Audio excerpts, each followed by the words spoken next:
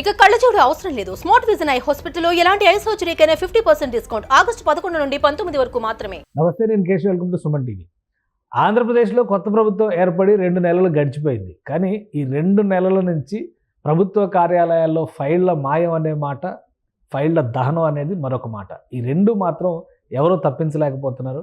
అనూహ్యంగా తిరుమల తిరుపతి దేవస్థానంలో కీలకమైనటువంటి పరిపాలనా భవనంలో కూడా అగ్ని ప్రమాదం జరిగింది. అసలు దీనికి కారణాలు ఏంటి? ప్రభుత్వ యంత్రాంగం పైన ఇప్పటికీ కొత్త ప్రభుత్వానికి పట్టు చిక్కలేదా?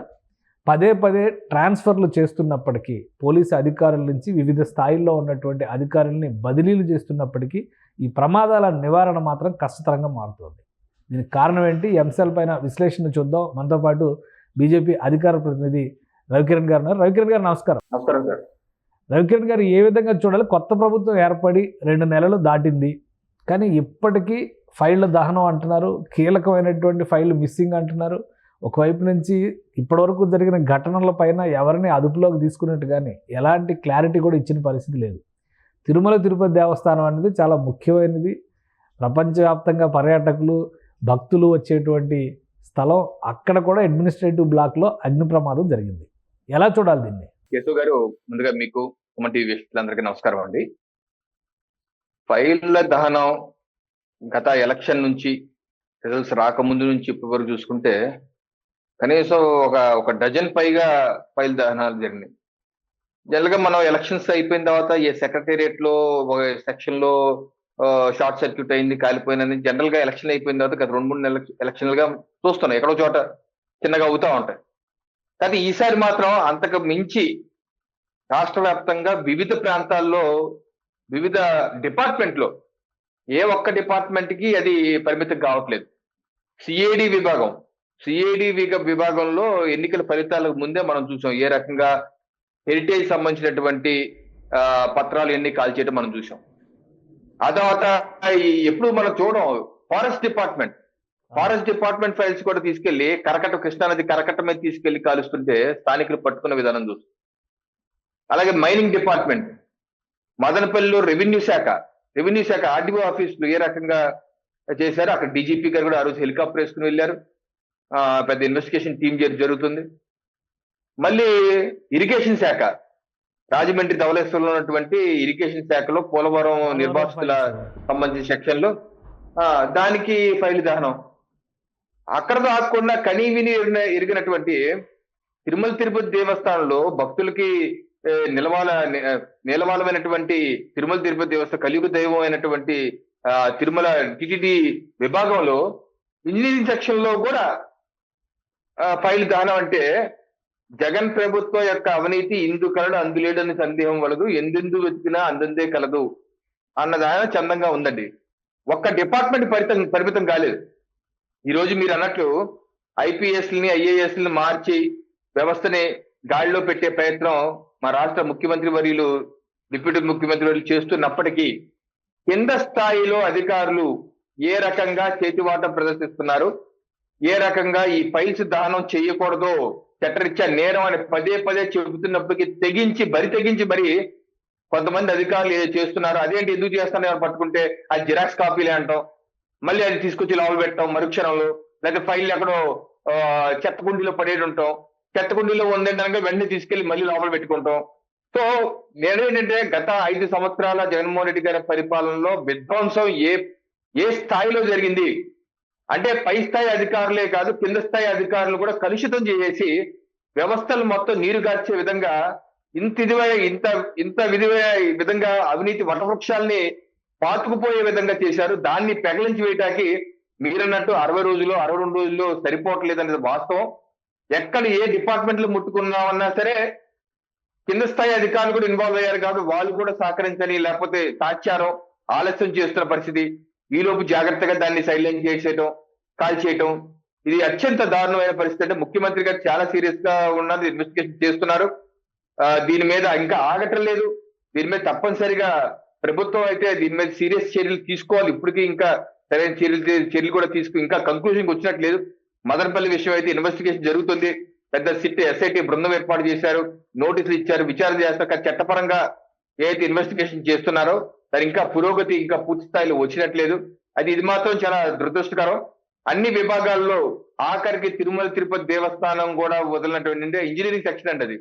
ఒక ఇంజనీరింగ్ సెక్షన్ లో గతంలో ఎప్పుడు చూసుకునే ఇంజనీరింగ్ సెక్షన్ లో వ్యయం మహా అయితే సంవత్సరానికి 200 కోట్లు 300 కోట్లు కొత్త భవనాలు ఏదో కట్టడానికి ఉపయోగించేవారు. కానీ జగన్మోహన్ రెడ్డి గారి ప్రభుత్వ హయాంలో దాన్ని ఏకంగా 1000 కోట్లు 1200 కోట్లు పెంచేశారు. పెంచేసి కమిషన్లు తినేశారు. 10% 20% కమిషన్.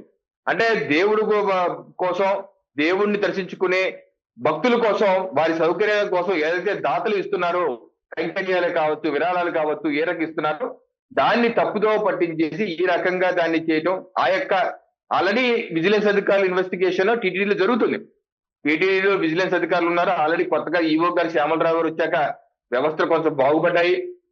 నిన్న కూడా ఒక ఫ్రెండ్ తెలంగాణ నుంచి ఫోన్ చేశారు. అతను కూడా కిందటి వారమే తిరుమల తిరుపతి దేవస్థానం వెళ్ళారంటే చాలా చక్కగా చెప్తున్నాడు. అతను యుఎస్ నుంచి వచ్చాడనమాట.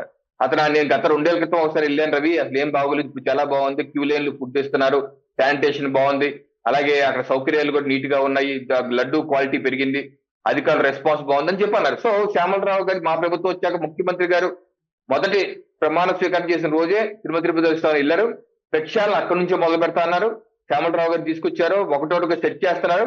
అలాగే విజిలెన్స్ అధికారులు కూడా తనిఖీలు చేస్తున్నారు. ఏ రకంగా గత టెండర్లు ఏంటి, శ్రీవాణి ట్రస్ట్ కి ఏదైతే 10,500 రూపాయలు ఇస్తారో దర్శనానికి ఎవరన్నా వస్తే దానిలో కూడా నకిలీలు ఉన్నాయి, నకిలీ రసీదులు ఉన్నాయి. అలాగే 300 రూపాయలు విఐపి దర్శనాల్లో కూడా ఫేక్ ఉన్నాయి. ఆధార్ కార్డులు ఎవరెవరో ఆధార్ జిరాక్స్ షాపులు, మనం ఆధార్ జిరాక్స్ తీసుకుంటాం కేశవ్ గారు, అది తీసినప్పుడు కొన్ని మనం వదిలేస్తాం.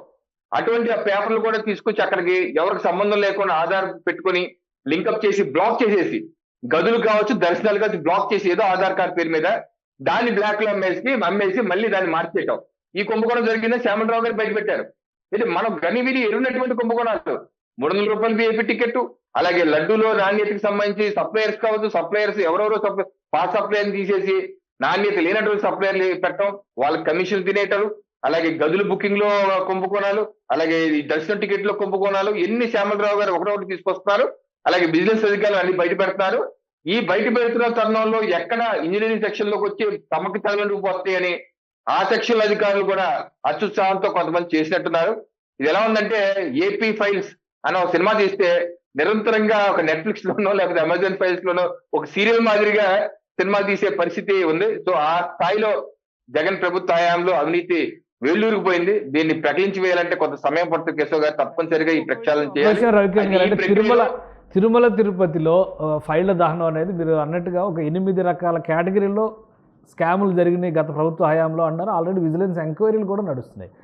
కానీ 2,000 కోట్ల రూపాయల వరకు నిధుల మళ్లింపు జరిగింది అని కాంగ్రెస్ పార్టీ నేత చింతామోహన్, అక్కడ ఆయన ఇంతకుముందు ప్రజాప్రతినిధిగా రిప్రజెంట్ చేసినటువంటి వ్యక్తి, ఒక తీవ్రమైనటువంటి ఆరోపణ చేశారు. నిధుల మళ్లింపు అనేటువంటి విషయం వేరు, స్కాములు వేరుగా చూడాలా, లేదా మొత్తం స్కాముల్లో జరిగినటువంటి అమౌంట్ల విషయంలో 1,300 కోట్ల రూపాయలు పెట్టి నిర్మాణాలు జరిగినాయి అంటున్నారు. పాత గుడులనే కొత్త గుడులుగా చూపించి వాటిని డ్రా చేశారనేటువంటిది ప్రధానమైనటువంటి అభియోగం. సో ఇవి రెండు వేరువేరుగా చూడాలా, ఒకటిగా చూడాలా? నిధుల మళ్లింపు ఒక సబ్జెక్ట్ అండి, నిధుల దుర్వినియోగం ఇంకో సబ్జెక్ట్ అండి. ఉదాహరణ నిధుల మళ్లింపు ఎలా చెప్పాలంటే, గత ప్రభుత్వ హయాంలో తిరుమల తిరుపతి దేవస్థానం వచ్చే భక్తులు ఇచ్చే విరాళాలు వచ్చే ఆదాయం సంవత్సరానికి ఒక 5,000 కోట్లు ఎంత ఉంటుంది వాళ్ళ యొక్క బడ్జెట్, టిటిడి యొక్క ఆదాయం. దానిలో 1% కూడా, అంటే తిరుపతి అర్బన్ డెవలప్మెంట్ అదర్ కాదు, తిరుపతి మున్సిపల్ కార్పొరేషన్ కి 1% ఇవ్వాలి. అదేంటంటే అసలు తిరుపతి మురికి వాళ్ళ తయారవుతుంది తిరుమల వల్లే. తిరుమలకు వచ్చే దర్శనకు వచ్చే భక్తులే వేలం వెర్రిగా వచ్చి తిరుపతిని మురికి వాళ్ళ చేస్తున్నారు. కాబట్టి దాన్ని బాగు చేయాలంటే తిరుమల వచ్చాయని ఒక వితండవాదం తీసుకొచ్చింది. దీన్ని ఆ నిధుల్ని 1% ఇవ్వటం అని ఒక లెక్క. దాని మీద అప్పుడు భారతీయ జనతా పార్టీ వ్యతిరేకించాం, ధర్నాలు చేసాం, కోర్టుకు కూడా వెళ్ళాం. హైకోర్టు కూడా మొట్టికాయలు వేసి దేవుడికి ఇచ్చినటువంటి విరాళాలు కార్యాలయంకు దైవకు సంబంధించిన కార్యక్రమాలకే ఉపయోగించాలి, ఎండోర్మెంట్ యాక్ట్ చెప్తుంది. అలాగా మీరు ఇష్టం మార్చడానికి లేదు అని చెప్పి చివాట్లు పెట్టి కొట్టేసింది. ఆ తర్వాత మళ్ళీ శానిటరీ ఉద్యోగుల కోసం 100 కోట్లు అని చెప్పి ఇంకో మంట పేచి పెట్టారు, శానిటరీ ఉద్యోగులుగానే. దాని మీద కూడా మేము వ్యతిరేకించాం. దాన్ని హైకోర్టు కూడా తప్పట్టారు. అసలు మీరు తిరుపతి మున్సిపల్ కార్పొరేషన్ 50 కోట్లే మీరు శానిటేషన్ ఖర్చు పెడుతూ 100 కోట్లు టీడీని తీసేసుకుంటాం ఏంటి? దైవ కార్యక్రమాల కోసమే ఉపయోగించాలి ఎండోన్మెంట్ చట్టం అది. అంతేగాని దైవ కార్యక్రమం కాకుండా జనరల్ అడ్మినిస్ట్రేషన్ కి స్టేట్ బడ్జెట్ ఉంది, స్టేట్ బడ్జెట్ ని మీరు యూజ్ చేసుకోండి. అంతేగాని టీటీడీ నిధులు ఉపయోగించుకుంటాము, లేకపోతే అన్నవరం దేవస్థానం ఉపయోగించుకుంటాం, లేకపోతే అప్పన్న ఉపయోగించుకుంటాం, లేకపోతే శ్రీశైలం ఉపయోగం మల్లికార్జున అంటే ఇంకా స్వామికి చూసేదాడు. ఆ స్వాములకి రాష్ట్ర ప్రభుత్వం నుంచి ఒక్క పైసా రాదు, ఒక్క పైసా రాకుండా ఇవన్నీ వాడేస్తా కూర్చుని కుదరదని హైకోర్టు కూడా చెప్పింది. 1% ఇచ్చేయడం అనేది నిధులు మళ్లింపు. నిధులు దుర్వినియోగం అంటే నేను ఇందాక చెప్పినట్లు లేని పనులు ఉన్నట్టు చూపించేయటం, అవసరం లేని కన్స్ట్రక్షన్ చేయటం. గత 5 సంవత్సరాలుగా చూసుకుని టీటీడీ కొండ మీదండి అనవసరం లేని అనేకమైన కన్స్ట్రక్షన్ చేశారు. దాన్ని కాంక్రీట్ జంగిల్లా చేసి పడేశారు. రూపాయి ఖర్చు అయితే 10 రూపాయలు రాసేయటం, రూపాయి ఖర్చు అయితే 10 రూపాయలు రాసేయటం, 100 కోట్లు ఖర్చు అయితే 500 కోట్లను రాసేయటం. అలాగే అక్కడ తీసుకున్నటువంటి ముడి పదార్థాలు లడ్డూకి ఇస్తే ముడి పదార్థాలకి 10 రూపాయలు ఖర్చు అయితే 20 రూపాయలు రాయటం. ఇచ్చేది కనీసం 10 రూపాయలు కూడా ఇవ్వరు. ఇది నాసి రకమైనటువంటి మెటీరియల్. 5 రూపాయలు 4 రూపాయలు మెటీరియల్ ఇస్తారు, ఖర్చు 20 రూపాయలు చూపిస్తారు. ఇదంతా దుర్వినియోగం అనమాట. సో దుర్వినియోగం వేరు, మళ్లింపు వేరు. నాకు తెలిసి మళ్లింపు చేసే ప్రయత్నం అయితే చేశారు. ఇది స్వామివారి ఫిక్స్డ్ డిపాజిట్లని నేషనలైజ్ బ్యాంక్ లో ఉంటే లేదు, దాన్ని రాష్ట్ర ప్రభుత్వానికి ఇస్తామని చెప్పి ఒక ప్రయత్నం చేశారు. మేము కూడా కరోనా సమయంలో కూడా ధర్నాలు దీక్షలు కూడా చేశాం. సో ఆ ప్రయత్నం రకరకాల ప్రయత్నం చేశారు మళ్లించడానికి. సో మళ్లింపు అయితే నాకు తెలిసి అయితే సాధ్యం కాలేదు. దుర్వినియోగం అయితే పెద్ద ఎత్తున చేశారు. ఇందాక చెప్పినవన్నీ దుర్వినియోగం. తప్పనిసరిగా ఆ దుర్వినియోగం చేసిన డబ్బులు మళ్ళీ తిరిగి తీసుకొచ్చి స్వామివారి హుండీలోనే వెయ్యాలి. అలా వేసేంత వరకు ఎవరు హైందవ భక్తులు కానీ ఏ భారతీయ జనతా పార్టీ కానీ లేకపోతే ఎన్డీఏ కూటమి ప్రభుత్వం కానీ నిద్రపోదు. తప్పనిసరిగా వారి నుంచి ఎందుకంటే అది దైవం కోసం భక్తులు, ప్రపంచవ్యాప్తంగా వచ్చిన భక్తులు ఇచ్చిన విరాళాలు. దాన్ని దుర్వినియోగం చేస్తే పుట్టగలు పోతాయి. సో తప్పనిసరిగా ఆ నిధులన్నీ దారి మీద నిధులు తీసుకొస్తాం. మళ్ళీ స్వామి వారికి అప్పచెప్పే విధంగా భక్తులు యొక్క ఇప్పుడు ఈ రోజు జగన్మోహన్ రెడ్డి గారి ప్రభుత్వం వచ్చాక గదుల రెంట్లు 2 రెట్లు 3 రెట్లు పెంచేశారు. వాసుదేవన్ గారు, కేశవ్ గారు 2 రెట్లు 3 రెట్లు. అలాగే టోల్ ప్లాజా దగ్గర టోల్ రేట్లు పెంచేశారండి, లడ్డు రేట్లు పెంచేశారండి. అంటే భగవంతుడికి భక్తులు ఇచ్చే విరాళాలు సౌకర్యాలు భక్తులకి ఇవ్వకుండా వాళ్ళకి దగ్గర డబ్బులు పీడించి వసూలు చేసి వాళ్ళని హైందవ ధర్మానికి దూరం చేసే ప్రయత్నం వైసీపీ ప్రభుత్వం చేసింది. ప్రభుత్వం వచ్చి 2 నెలలు గడుస్తున్నా తిరుమల దేవస్థానంలో కూడా పరిపాలనా భవనంలో అగ్ని ప్రమాదాలు జరిగితే ఎందుకు నివారించలేకపోతుంది? ఇప్పుడు కూటమిలో బలమైన నాయకులు ఉన్నారు, అందరూ ఆల్రెడీ చంద్రబాబు నాయుడు గారు, పవన్ కళ్యాణ్ గారు ఒక లిస్టు మొత్తం ఉంది. చాలా మినిస్టీరియల్ విషయంలో కూడా చాలా గట్టిగా పనిచేస్తున్నారనేటువంటి అభిప్రాయం అయితే ప్రజల్లో కల్పించే ప్రయత్నం జరుగుతుంది. కానీ ఈ ప్రమాదాల నివారణ అనేది ఎందుకు నివారించలేకపోతున్నారు? తిరుమల ఆస్తులకి రక్షణ కల్పించడంలో కానీ భరోసా ఇవ్వడంలో కానీ ఈ ప్రభుత్వం కూడా ఆశించిన స్థాయిలో పనిచేయడం లేదని అనుకోవచ్చా? అంటే కొంత సమయం కూడా ఇంకొంత సమయం కూడా ఇవ్వాలి కేశవ్ గారు. ఎందుకంటే 60 రోజులు 2 నెలలు అయింది కాబట్టి. అలా ఇంకోటి ఏంటంటే మన రెవెన్యూ శాఖలో ఫైల్ తగలబెట్టినా దానికి ఛానల్ ఫైల్స్ ఉంటాయి. రెవెన్యూ శాఖ ఆర్డీఓలు తగలబెట్టింది, ఎంఆర్ఓ నుంచి వచ్చిన ఫైల్స్ ట్రాక్ చేసుకోవచ్చు, ఏది మిస్ అయింది ఏది లేదు. టీటీడీ ఏంటంటే స్వతంత్ర ప్రతిపత్తి సంస్థ, ఇది రాష్ట్ర ప్రభుత్వం అండర్లో ఉండదు. ఫైల్స్ అక్కడే ఉంటాయి. ఇది ఎక్కడికి వెళ్ళదు, కలెక్టర్ దగ్గరికి వెళ్ళవు, లేకపోతే సీఎం ఆఫీస్కి వెళ్తే ఎక్కడికి వెళ్ళవు, అక్కడికే ఉంటాయి. అక్కడ ఫైల్ దగ్ధమైంది అంటే ఎక్కడ దొరకవు. ఇది పెద్ద సమస్య. మీరన్నట్టు ఇది పెద్ద సమస్య. అక్కడ ఫైల్ దగ్ధమైంది అనుకోండి, ఎక్కడ దొరకవు, దాని కాపీ ఎక్కడ ఉండదు. దాన్ని ఏమో డిజిటైజ్ చేశారా, ఆటోమేట్ చేశారా అన్నది కూడా మనం తెలుసుకోవాలి. సో తప్పనిసరిగా దాని మీద ఇంకా నిఘా ఉంచాలి. అయితే పెద్ద ఎత్తున బిజినెస్ అధికారుల యొక్క సమీక్షలు జరుగుతున్నాయి కాబట్టి కొంతమంది అధికారులు అత్యుత్సాహం ప్రదర్శించి ఈ పనులు చేస్తున్నారు. అటువంటి వ్యక్తులను కూడా అరికెట్టే విధంగా ఇంకా కట్టుదిట్టమైన చర్యలు టీటీడీ దేవస్థానం తీసుకోవాలి. ఒకవేళ అది వారికి సిబ్బంది కొరత ఉంటే రాష్ట్ర ప్రభుత్వానికి చెప్పి ఆ యొక్క ఫైల్స్ భద్రపరచడానికి స్ట్రాంగ్ రూమ్ లాంటిది ఏర్పాటు చేయటము, లేకపోతే డిజిటైజ్ చేయటము, ఈ ప్రక్రియ మీద కూడా దృష్టి పెట్టాలని చెప్పి నేనైతే కోరుకుంటున్నాను. అవినీతి ఏ స్థాయి అవినీతి చేసిన అధికారులను వదిలిపెట్టకూడదు. తప్పనిసరిగా శిక్ష పడాలి. శిక్ష పడితేనే వ్యవస్థలు ప్రక్షాళన జరుగుతాయి, అప్పుడు మళ్ళీ దారికి వస్తాయి. శిక్ష పడలేదు అనుకోండి ఇలా చేస్తారు, హిట్ అండ్ రన్ అనమాట. హిట్ అండ్ రన్ లాగా కొట్టేసి వెళ్ళిపోతాం, గాయారం చూసుకోవచ్చు అనుకుంటారు. నిధుల మళ్లింపు విషయంలో ఈ ప్రభుత్వం పైన ఇప్పుడు ఆరోపణలు వస్తున్నాయి. ఆల్రెడీ చంద్రగిరి రోడ్ల నిర్మాణానికి సంబంధించి ప్రభుత్వం నిర్ణయం తీసుకుంది, దానికి సంబంధించి నిధులు విడుదల చేస్తున్నారు, టీటీడీకి సంబంధించిన నిధులు అనేటువంటి చర్చ నడుస్తుంది. ఎందులో వాస్తవం ఎంత? కేశవ్ గారు, ఇందాక నేను చెప్పిన విధంగా గత జగన్మోహన్ రెడ్డి గారి ప్రభుత్వం అనేక విధాలుగా నిధుల్ని మళ్లించే ప్రయత్నం చేశారు. హైకోర్టు కూడా, మేము ఇందాక చెప్పాను, హైకోర్టుకి 1కి 4-5 సార్లు భారతీయ జనతా పార్టీయే పబ్లిక్ ఇంట్రెస్ట్ లిటిగేషన్ వేసి హైకోర్టుకు వెళ్తే హైకోర్టు చాలా స్పష్టంగా చెప్పింది, ఏదైతే భక్తులు ఇస్తున్నారో, హైందవ భక్తులు ఇస్తున్నారో, ఆ గోవిందనామ స్మరణ చేసి భక్తులు ఇస్తున్న ప్రతి పైసా ప్రతి రూపాయి ఆ యొక్క ఆధ్యాత్మిక కార్యక్రమానికే భగవంతుడి కోసం ఇస్తున్నారు. అంతేగాని ఏ రకమైనటువంటి వివిధ భగవంతుడి కార్యక్రమానికి కానటువంటి కార్యక్రమానికి టీటీడీ నిధులు ఉపయోగించడానికి ఎండోర్మెంట్ చట్టం ఒప్పుకోదు, అటువంటి రూల్స్ లేవని హైకోర్టు స్పష్టమైన తీర్పులు ఇచ్చింది. గతంలో చేసినప్పుడు జగన్మోహన్ రెడ్డి గారి పరిపాలనలో 1% కావచ్చు, లేదా శానిటైజేషన్ టెస్టింగ్ కోసం 100 కోట్లు ఇవ్వడం కావచ్చు, రకరకాల దాని మీద భారతీయ జనతా పార్టీయే కాదు జనసేన, తెలుగుదేశం పార్టీ కూడా వారి యొక్క వ్యతిరేకత వ్యక్తం చేశారు, దాని మీద పోరాడారు, ఇవ్వకూడదని చెప్పేసి అన్నారు. మనం కూడా చూసుకుంటే తిరుపతిలో గరుడ బ్రిడ్జ్ అని ఫ్లైఓవర్ అని ఉంది, గరుడ ఫ్లైఓవర్ కట్టారు. ఆ ఫ్లైఓవర్ 700 కోట్లు స్వామివారి నుంచి ఇప్పించే ప్రయత్నం చేశారు.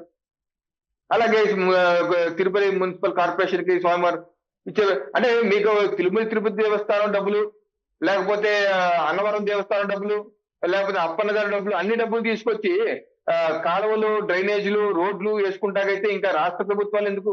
గతంలో మేము ప్రతిపక్షంలో ఉన్నప్పుడు అదే అన్నాం కదా, రాష్ట్ర రోడ్లు వేయాలంటే ప్రభుత్వం ఇచ్చినటువంటి ఆర్డర్ ని నిలుపుదల చేస్తారా? నేను అక్కడికే వస్తాను జస్ట్ 2 నిమిషాలు. చంద్రగిరి అంశం మీరు అన్నారు కాబట్టి దానిలో నిజాలు ఏంటో ఒకసారి నిగ్గు తేలాలి. ఎందుకంటే ఇటీవల కూడా ఒక లెటర్ వచ్చింది, జగన్మోహన్ రెడ్డి గారు దువ్వాడ శ్రీనివాస్ విషయంలో సమర్థిస్తూ ఒక లెటర్ వచ్చింది. అది చూస్తే తర్వాత ఫేక్ అని తేలింది. సో ఇటువంటి ఫేక్ లెటర్స్ చాలా తిరుగుతున్నాయి. సో చంద్రగిరి సమస్య మీద ఒకసారి చూడాలంటే, చంద్రగిరిలో నిజంగా స్వర్ణముఖి నది పైన 3 ఏళ్ల క్రితమే అక్కడ బ్రిడ్జ్ కొట్టుకుపోయిన మాట వాస్తవం, ప్రజలు ఇబ్బంది పడుతున్న మాట వాస్తవం, వారి కొత్త బ్రిడ్జి కట్టాలన్న మాట వాస్తవం, జగన్మోహన్ రెడ్డి ప్రభుత్వం వైఫల్యం చెందిన మాట వాస్తవం. అందుకే ప్రజలు మాకు ఓట్లేశారు. ఆ బ్రిడ్జి కట్టడానికి మనం ప్రత్యామ్నాయ మార్గాలు చూసుకోవాలి. ఉదాహరణకి మా రాష్ట్ర ప్రభుత్వం దగ్గర నిధులు లేకపోతే రాష్ట్ర ప్రభుత్వం ఇటీవల పిపిపి మోడల్లో కూడా కొన్ని రోడ్లు అభివృద్ధి చేయాలనుకుంటున్నారు. సో ఆ రకంగా దీన్ని పిపిపి మోడల్లో చేయదలుచుకున్నారా? నెంబర్ 1 అదొక ఆప్షన్. సెకండ్ ఆప్షన్, కేంద్ర ప్రభుత్వ నిధులు, ప్రధానమంత్రి గ్రామ సడక్ యోజన వంటి పథకాలు ఉన్నాయి. ఆ పథకాలు అనుసంధానం చేసి డబ్బులు తెచ్చుకుంటూ ఒకటి. రెండవది. మూడోది, కామన్ రోడ్ ఇన్ఫ్రాస్ట్రక్చర్ ఫండ్ అని చెప్పి కేంద్ర ప్రభుత్వం ఇస్తుంది నిధులు రోడ్లు, బ్రిడ్జి నిర్మాణానికి. దానిలో ఇది పెట్టచ్చు. నేను ఎందుకు చెప్తున్నానంటే, కాకినాడలో పిఠాపురం సామర్లకోట మధ్య ఉన్న బ్రిడ్జ్ ఇలాగే 4 ఏళ్ల క్రితం పడిపోయిందండి. అప్పుడు దాన్ని ఏం చేశారంటే సిఆర్ఐఎఫ్ ఫండ్ లో పెట్టి 50 కోట్లు రిలీజ్ చేసి దాంతో ఆ బ్రిడ్జ్ కట్టాం. సో నేను చంద్రగిరి వాసులకి రోడ్లు వేయటం విషయంలో, ఆ బ్రిడ్జ్ కట్టడం విషయంలో అనేకమైన ప్రత్యామ్నాయ మార్గాలు ఉన్నాయి, మనకి ఉన్నాయి. వైరల్ అవుతున్నటువంటి లెటర్ పైన అనుమానాలు ఉన్నాయంటారా? ఎందుకంటే చీఫ్ మినిస్టర్ సెక్రటరీ సంతకంతో ఒక లెటర్ వైరల్ అవుతుంది. నాకున్న అనుమానం అయితే అది ఫేక్ లెటర్ అని చెప్పి నేనైతే అనుకుంటున్నాను. ఫేక్ లెటర్ కాదు, అది నిజమైన లెటర్ అంటే మాత్రం రాష్ట్ర ప్రభుత్వం పునరాలోచించుకోవాల్సిన అవసరం అయితే ఉంది తప్పనిసరి. ఎందుకంటే ఏ విషయం అయితే మనం వద్దని ప్రతిపక్షంలో చెప్పాము, తప్పట్టాము. ఎందుకంటే భగవంతుడి కోసం ఇచ్చిన ప్రతి రూపాయి భగవంతుడి కోసమే వాడాలి. మీకు అక్కడ నిధులు ఎక్కువ ఉంటే టీటీడీలో గదుల రేట్లు తగ్గించేయండి, ప్రసాదం రేట్లు తగ్గించేయండి, దర్శనం రేట్లు 300 రూపాయలు విఐపి టికెట్ ని 100 రూపాయలు చేయండి, హైందవ భక్తులు మెరుగైన సౌకర్యాలు ఇవ్వండి, ఇద్దాం. అది మన బాధ్యత. ప్రజలు మనల్ని ఎన్నుకో, శ్యామలరావు గారు మన ప్రభుత్వం చేస్తున్నది, అటువంటి చేద్దాం. అంతేగాని ఇలాగా చంద్రగిరిలో రోడ్లను, కాకినాడలో బ్రిడ్జ్ అనో, లేకపోతే ఇచ్చాపురంలో ఇదా అంటే, మరి తిరుపతి దేవస్థానానికి వెళ్ళి అందరూ వెళ్తారు, దేశవ్యాప్తంగా వెళ్తారు, ప్రపంచవ్యాప్తంగా వెళ్తారు. ఈ డబ్బులు తీసుకుని రేపు ఢిల్లీలో కూడా ఖర్చు పెట్టచ్చు. అలాంటప్పుడు ఢిల్లీ నుంచి భక్తులు కూడా వస్తారు, ఢిల్లీ కూడా ఖర్చు పెట్టచ్చు. సో నేను చెప్పేది ఏంటంటే, మా ప్రభుత్వం అటువంటిది ఆర్డర్స్ ఇస్తారని చెప్పి నేనైతే నమ్మట్లేదు. అది ఫేక్ అనుకుంటున్నాను. నేను కూడా కనుక్కుంటాను. ఒకవేళ నిజంగా ప్రభుత్వం అలా ఇచ్చుంటే మాత్రం అది సవరించుకోవాల్సిన అవసరం అయితే ఉంది కేశవ్ గారు. రైట్. ఇక ఈ దహనాలకు సంబంధించి ఫుల్ స్టాప్ ఎప్పుడు పడుతుందని అనుకోవచ్చు. ఎందుకంటే 100 రోజుల టార్గెట్ పెట్టి ప్రజలకు మాటిచ్చినటువంటి హామీల విషయంలో ఒక అడుగు ముందుకు వేస్తామని ప్రభుత్వం చెబుతుంది. కానీ ఎక్కడికక్కడ ఈ ఇంటి దొంగల నుంచి ఎదురవుతున్నటువంటి సవాళ్ళని ఎప్పటిలోగా నివారించే అవకాశం ఉంటుంది? మీరు మిలిటరీ క్వశ్చన్ అడిగారు. ఏమంటే ఇంటి దొంగలు ఏ సోడైనా పట్టుకోలేడని అలా ఉంది పరిస్థితి. ఎక్కడ ఎవడో ఎలా మారిపోతారో తెలియట్లేదు. ఇప్పుడు ఈ ధవళేశ్వరం చూడండి, పోలవరం నిర్వాసితులు ఈ రోజు ప్రధాన తిరుపతిలో పతాక శిష్యులు కూడా వాస్తవాలు రాశారు. ఏ రకంగా పోలవరంలో ఉన్నటువంటి నిర్వాసితుల ఆస్తుల్ని తమ పేరు మీద మార్చేసుకొని అసలైన లబ్ధిదారు డబ్బులు ఇవ్వకుండా వీళ్ళు మధ్యలో కొట్టేశారు. ఇది పెద్ద కుంభకోణం కదా. ఈ పెద్ద కుంభకోణం ఇప్పుడు చిన్న విషయం బయటపడింది. ఇది ఎన్నో 100,000 కోట్ల కుంభకోణం అవుతుంది. అందుకనే కేంద్ర ప్రభుత్వం కూడా పోలవరం నిర్వాసితుల విషయంలో సోషియో ఎకనామిక్ సర్వే చేయమన్నారు. ఇటువంటి సమస్యలు ఉన్నాయి కాబట్టి గతంలో కూడా మీకు చూపిస్తున్న అధికారులు కూడా గతంలో అరెస్ట్ అయ్యారు కూడా కొంతమంది అధికారులు ఈ పనులు చేసి. ఎప్పుడు 7/7/2022 18 కోట్ల చెల్లింపులు అక్రమాలు జరిగాయని చెప్పి ఆ యొక్క ఎంఆర్ఓని కూడా అరెస్ట్ చేశారు. ఇది పోలవరం పరిహారం పంపిణీలో అక్రమాల కేసు నిందితుల సంఖ్య 17కు చేరింది. ఇప్పటికే దేవీపట్నం తహసీల్దారి వీర్రాజును అరెస్ట్ చేసి రిమాండ్ పంపించారు. తహసీల్దార్ కూడా అంటే ఎంఆర్ఓ కూడా అరెస్ట్ చేశారు. సో ఈ రకమైనటువంటి జరుగుతున్నాయి. దాన్ని ఇప్పుడు జరుగుతుంది, దాని పరాకాష్ఠగా గతంలో తగలబెట్టే ప్రయత్నం చేయలేదు, ఇప్పుడు తగలబెట్టేస్తున్నారంటే మా ప్రభుత్వం దాని మీద దృష్టి పెట్టింది, దాన్ని సవరించాలి, దానిలో ఉన్నటువంటి అవకతవకలు బయటికి తీయాలని ప్రయత్నం చేస్తుంది కాబట్టి ఈ పని చేస్తారు. తప్పనిసరిగా దాని సోషియో ఎకనామిక్ సర్వే ఏదైతే కేంద్ర ప్రభుత్వం చెప్తుందో, పోలవరం ప్రాజెక్ట్ అథారిటీ చెప్తుందో ఆ సర్వే చేయిస్తే కానీ నిజాలు నిగ్గుతారు. ఎందుకంటే పోలవరం ప్రాజెక్టు ఆంధ్రప్రదేశ్ జీవనాడి 55,000 కోట్లు అయిపోయింది.